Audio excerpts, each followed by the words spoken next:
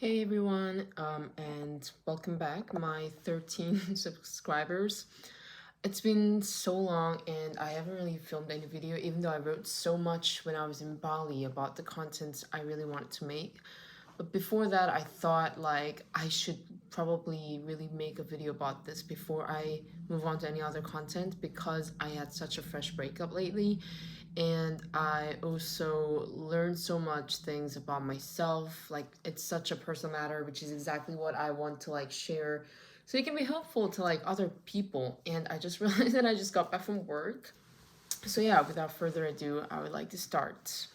So I'll provide a little bit of context. I had total of like three actual serious breakups. I remember for first one I was crying so much because I was a high school student. I was clueless that a heartbreak could actually sting this bad. I thought it was just for like, for the sake of movies and songs, but it wasn't because it was like actually so painful. And then the second one really taught me the most and by far the most heartbreaking because it was like for 2 years.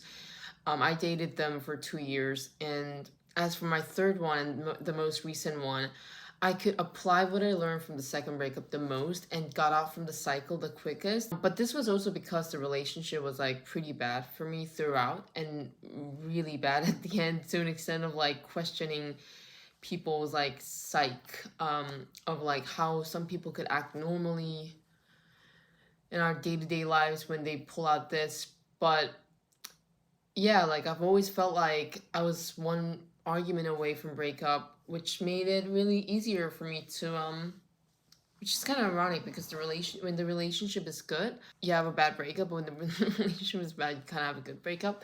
Having provided this context, I would like to provide a little bit of theoretical stuff, which is the cycle of grief. I went through the 5 stages of grief in 1 month for this breakup. The first step is denial, but I didn't really have the denial stage of like, oh, like no way this just happened, because as I said, like I could kind of like tell this was gonna happen. And deep down, like I've known that it had to happen like sooner or later. And I was mostly holding on because I like the version of me being in love and like providing and doing things that I like seeing myself doing for others. And also I had a severe fear of like being alone. So that was probably why.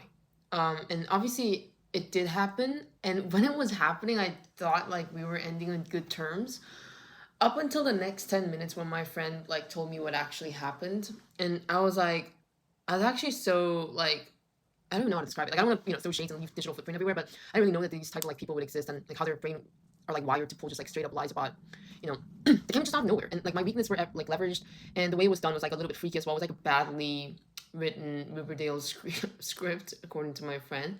And I usually cry so easily, but this one I was a bit like too stunned to even cry. So that led me directly to anger. And the reason why I wanted to bring out like so many freaky stuff, whatever, the terrible stuff that they did to me, was not because I wanted to throw shades at them. And it was probably unfair for them because, they have their own reason. But I just wanted to talk about how it led me to an intense anger. So I used this momentum to read literally 3 books in 1 week about so many relationship problems, including narcissism, who are very entitled and self-centered. Oh, by the way, I'm not trying to like diagnose anyone in my relationship or even myself. I'm just trying to like see what kind of relationship problems that people have. Anyway, and reading these kind of books really gave me a victim mindset that like, oh, why would anyone treat me like this? This is so terrible. Like, why did they do this to me? The book started to tell me about, narcissists and like codependence dance, and it's literally called The Dance, which the codependent, the latter one, was a concept that was very foreign to me because I've never really heard about it or studied genuinely. And guess what? That was me. Um, if there was a problem created by, for example, my partner, I was the enabler and also the perpetrator. So I'll move on to the first part, which is about narcissism. Again, I'm not trying to diagnose anyone. I just read it from the book, and I feel like this is a very common topic for a lot of relationships. So I feel like I need to explain this first. People just see narcissism as a very obvious, like, I'm the best at everything. I'm the, I'm good at everything, like Trump. But there's a covert narcissism, And that's what I'm going to focus here because I feel like that's less known. They present themselves sweet and extremely charming because they spend tremendous of effort to seem nice. To closer people, they present themselves as constantly misunderstood or harness illness or mental, whatever, to avoid accountability. A prime example of weaponized vulnerability is like, I told you this, so you should have known this all along. And this is also an example of like inability to show any empathy because you are making others feel responsible for your emotions while you don't really care about how the other party would be feeling when they heard on those. And there are so many other things obviously, but because this is a video about my problem, I'm gonna move on. And the part two is the other part, the dance partner, which is codependence. Codependence, according to the book, is addicted to being needed, while the narcissist is addicted to attention. Codependent person relies too much on their partner emotionally or mentally. It happens because the codependent person believes their worth comes from getting positive feedback and being needed. And I feel like I charge my own self-fulfillment, like, fixing or saving other people, especially the one that I, am particularly interested, obviously. So I was very motivated to like work and live just to like support the other, their life, and potentially our future together. And this is very common, but like the extent of, the way that I did it was a bit more, I can say. And this kind of excessive reliance on others for approval, the desire to like take care of other people are are often to the detriment of their own needs and boundaries. And this is where I related the most.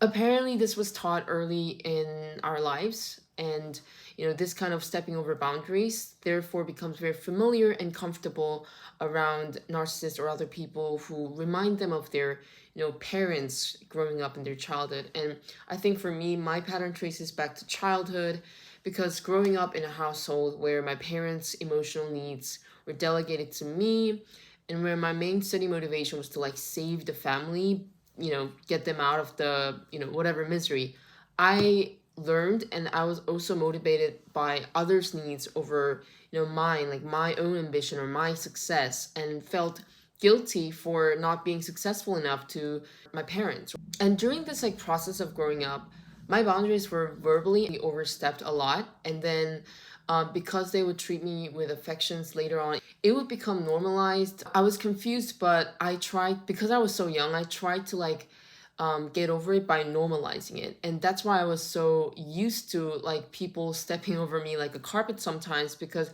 I did not know that those behaviors were normal, because it was so normalized growing up. So I took on the caretaking role to like maintain the family harmony, really laid the groundwork for my codependence to foster my desire to be the rescuer roles in relationship. And when I heard about the vulnerability of the others at the very start of the relationship, I was like, oh my God, I need to, save this person. I need to like help this person. And that is exactly called a trauma bonding.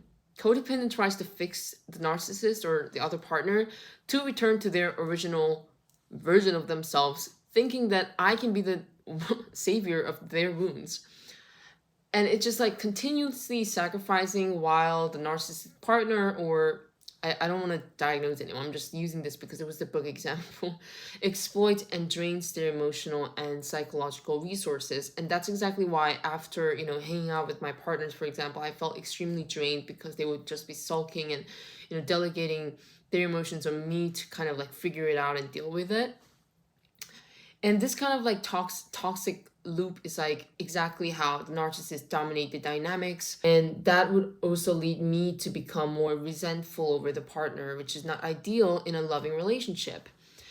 Anyway, nevertheless, I believe other codependents decided like not to leave, because to like me and maybe others, loneliness was kind of like an unbearable experience, especially considering that I was in a very formative time of my life. So I created that passive nature, which created a symbiotic trauma bond. And that's why I started to take on a personal agency in this matter, that I'm not a victim, but I'm actually the one to also equally bear the responsibility. Maybe not equally, but anyway. So here are some of the lessons that I learned from being like this, realizing, writing a literal 7 pages long essay of. Anyway, lesson one is that sacrifice and being a savior aren't equal to love. For the longest time of my life, for God's sake, I thought sacrifice equals love. My parents sacrificed a lot for me financially and whatever, so much. And I thought this was my responsibility, that I had to reciprocate by sacrificing more of my work, more of my financial ability to bring that remuneration.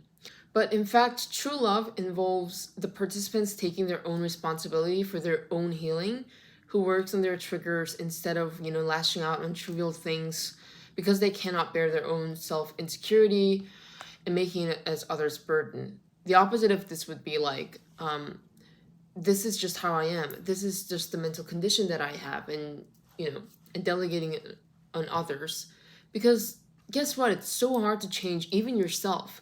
So like, it's way harder to change someone else who is unwilling to change. It seems sympathetic because they're tolerating and being patient of the abusive behaviors because they're too terrified to leave the relationship and face being alone. And at the time, I couldn't really bear it. But then once I realized that, like, once I faced the reality that, oh my God, I have this issue and it's something that I need to fix. But once I realized this, I was like, actually, you know what? Like, being alone is fine. Like, I'm alone, but I'm not lonely. And that's, for the longest time of my life, I haven't felt that for so long. So, yeah, like, I mistaken self-betrayal and lying to myself as being kind to another partner who wasn't really doing the same for me. Finding purpose of myself in rescuing another person is extremely codependent, and it's a behavior that you should probably rethink about. Okay, lesson two, respect is also love. I used to think that if my partner is treating me differently in a more negative way, like for example, getting quiet or not talking to me, or like, showing more intensity, or, constant sulking, which they do not usually do it to other people, I sometimes felt like we'd be better off if we were friends.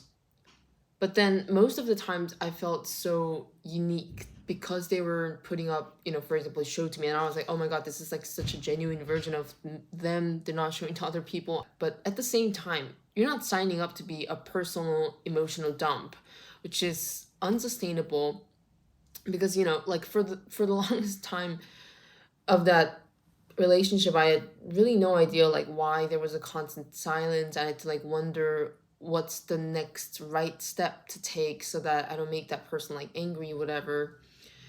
So like respect to others is some level of consistency, and self-respect is not accepting to take that inconsistent mess and forgiving continuously in the name of love. Real love means that you are also careful with someone you love. It really shouldn't be your role to be doing all the emotional labor or become a unilateral air purifier.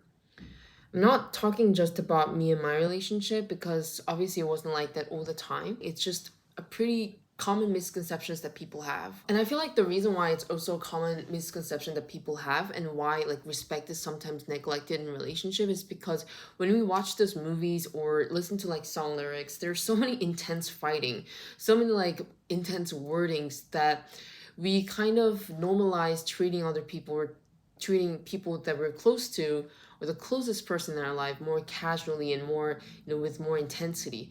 But walking away when you're disrespected is one of the best self-respect act that you can do, and it's also therefore something that should not be normalized. And apart from like intense disrespect, there are like less obvious ones. For example, like, are they swearing at you? Are they commenting on the small things like your cosmetics or the quality of your clothes that sound innocent but make you question, yourself later? So you can like always verbally address them and say like you're not comfortable with them, or make clear that it makes you question yourself and all that. But yeah, like communication is always important. But remember that being disrespected and like being intense with someone else to a rude to being like extremely rude is definitely not something to be normalized in a relationship. Lesson 3 and the last lesson is don't stay for someone's potential. I knew this by word and I heard this so many times, but I feel like I couldn't really implement it because I didn't know that I was doing it. I stayed in a relationship letting them to overstep my boundaries constantly because I believed that if I could fix their problem or figure out the way that they would not get so angry at me all the time, I can make this relationship happen, and after that it would be so happy and have those temporary good moments last for a longer time. So I was instantly apologizing without even knowing exactly what I did wrong and reconsidering every word, every TikTok or every reel that I send to really make it work. But this made me a bit like catatonic, literally catatonic, which is definitely not a feeling that you want to be or you should be having in a relationship. But because those unsafe environments was so normalized to me because of my, childhood experience, like I didn't know that I was doing all these things. If narcissists view their partners as an extension of themselves, then they want their other half to behave perfectly as well. So if you're not doing exactly what I said, then you should be apologizing for something. They need you to feel guilty because they need to feel morally superior or right or the mature one. And that's definitely unfair for you because it's just a sign of the partner not being able to control their own emotions, while they want you to manage everything perfectly in a way that they want. And all this time, I was thinking, like, if I get this one word right, if I respond like this, it'll be fine. And because these arguments and all those like chaotic moments will continue, I started to feel extremely indifferent and just like, you know what, I'll do whatever the way that you want. It was just extremely unpredictable in nature, like a box of chocolate, because you never know what you're going to unwrap that somehow upsets them. And this renders the others to focus on their needs, hoping for a better outcome, which is very similar to like a gambler hooked in like a poker machine. And I was so addicted to this like chaotic random system where the conditions or the goalpost would continuously change. And I had to apologize if I do, and I'll be damned if I don't. It was ripping off the chance to have that stability, sanity, and also safety in a relationship. And I feel like this arises because of self entitlement that lets them to believe they have the ability to manipulate that threshold. And I think for me, they had an idealized self-image of themselves, so anything that contradicts or like tests their psychological flexibility, out of the words that I said, became a threat to them. So if they, when I was going out on a date, I was like, would they be having a good day? Are they in a good mood? Because when it isn't, then it's just either constant silence or walking on an eggshell, which really should have been my first sign. Anyway, things are good when it's good in a relationship, in any relationship. Like, sure, that's exactly why you're hooked to that, why you're addicted to that poker machine. But if you're wondering, like, whether they would be in a good mood so that you guys can have a good time together and not sulking, staying silent, treating you differently to their friends or whoever, you're probably better alone and safer better alone. And I forgot to mention that I have one more lesson, but it is really the last. Lesson 4, closure means end. So I saw this quote on like the internet a while ago because the algorithm listens to me apparently. It was something like, I'll put it on here, but it was something like, how can she move on when she wasn't like she was never really there? Like, anyway, something like that love was never real for her. You were completely used and whatever. And seeing this quote, I believed in it for a minute. I was like in a disbelief. God, like how could anyone act so genuinely but was never there? And I realized after being so, having that chaotic state of mind, I realized that none of this actually matter because it's done. It's ended. Doesn't matter. And for the sake of my own peace of mind, because I wanted a proper answer, which unfortunately I couldn't get, because obviously it ended. I can't just like ask, hey, like, was any of this real? And obviously it's not worth it.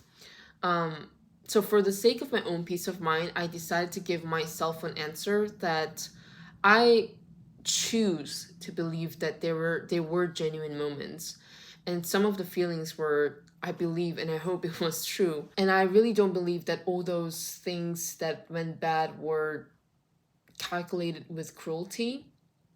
And I think it was just an unworked through ego defense. But at the same time, like, I would never know. And I went through all the good parts and sweet side of them, reminiscing about those moments, and that is exactly the fourth step of the cycle where you try doing some bargaining.